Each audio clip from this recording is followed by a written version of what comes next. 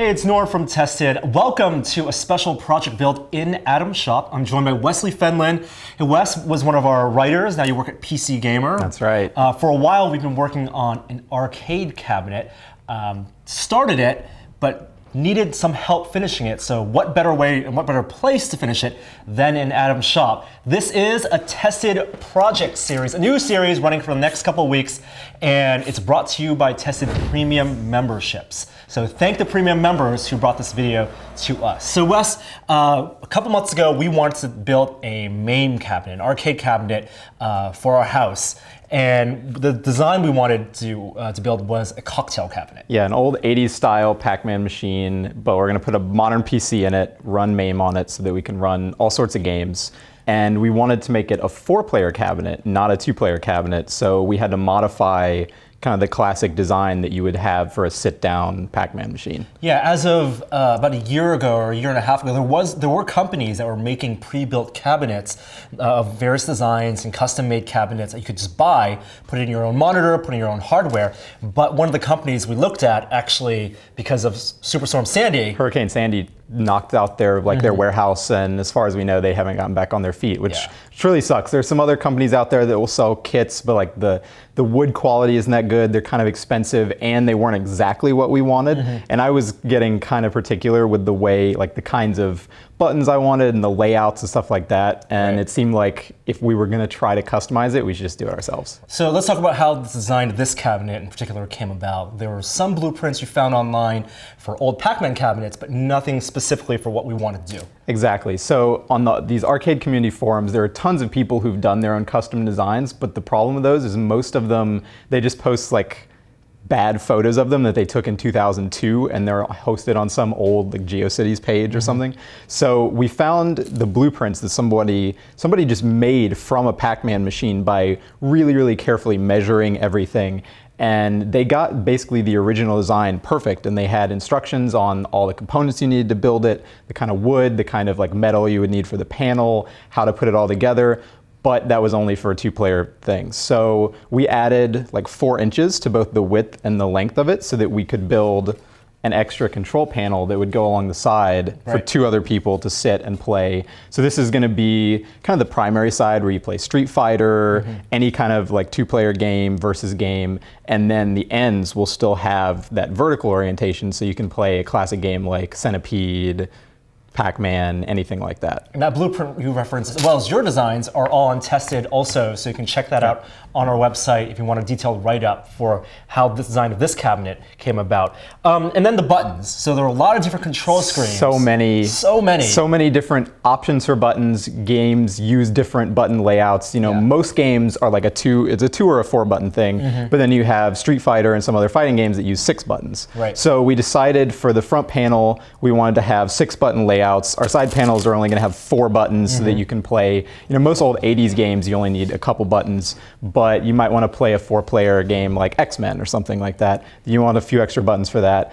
We have Japanese buttons, American buttons. Now when you say Japanese buttons and American buttons, we're talking about the actual curvature of the button. Yeah, and the design of the component is different also. So like Norm has a Saimitsu button, which is one of the 2 big Japanese companies. There's Saimitsu and Sanwa. They both make buttons designed for arcade fighting games, pretty much, and shmups as well. They're really, really low activation force, and they're flat on top, whereas American buttons take more pressure. They have the concave top. And so we're going to use a few of these for the sides where you'll play old games, but the sides for Japanese games, like the long side here, will have these guys because they're great for Street Fighter, and they're just better quality buttons all around. Same with the joysticks. Same with the joysticks. There are different options for the tension of the joysticks, the height, the type of ball you have on top. The throw distance, they have a thing on the bottom called the gate that basically influences what the kind of the directionality of the movements, whether it's square or octagonal or circular. And so this is a traditional Japanese stick. It's a Sanwa stick. They make like the premier sticks for fighting games. Pretty much all the Japanese cabinets use those. This is actually an Ultimark mag stick, I believe, and it has this cool feature where if you pull up on it, you can rotate it and lock it from 4-way or 8-way movement. So if you want to play an old 4-way game like Pac-Man, you can lock that in one position so that you can't hit the corners and mess up. And because we're also building an all-purpose arcade cabinet, we want to be able to play games like Tempest, games like Millipede that use unconventional controls like a trackball. Yeah, we're trying to do everything without falling into the common MAME pitfall of having too much stuff on your cabinet and making it junky and cluttered. So we're doing a trackball and a spinner. Yes. And for the spinner, we are reclaiming a spinner from this old piece. This guy right here. This, I don't even know where this is from, but we had this from our old office, an old arcade kind of, it's just a control station. We're going to claim some buttons from here and also the spinner from here, take that apart and repurpose that into our cabinet. And we got Ultimark's modern trackball, which is designed for basically to work over USB, so we don't have to do any kind of like really fancy gimmicky wiring to get it to work. Now, one of the most important things about building an arcade cabinet and playing arcades in general is the display you're going to use. Yeah. So thankfully, we have a CRT right behind us to unveil a 19-inch CRT that we got from our friend Steve Lynn.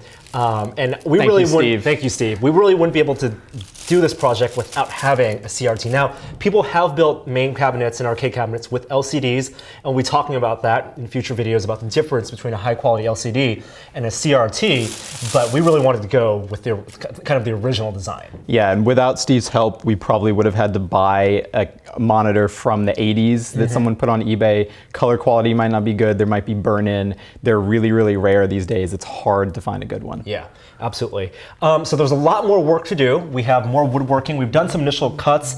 I had Adam actually help me do some Forstner bits to do some of these cuts because we'll need to make sure these buttons actually fit. We'll have to piece everything together. There's going to be a bunch of problem solving. We're going to learn some tools.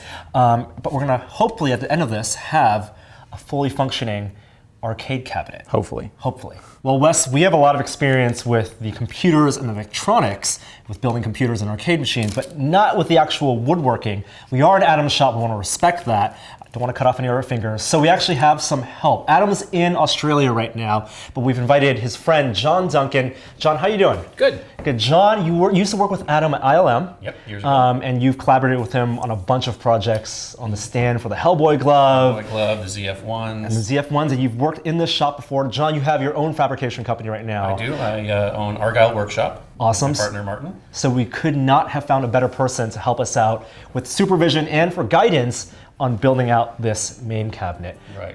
Thank you for coming today. So next time we'll actually get to the woodworking. Thank you for watching the series again. Also thank you premium members for bringing this series to Tested. We'd love to know about your comments below and woodworking next time. See you guys.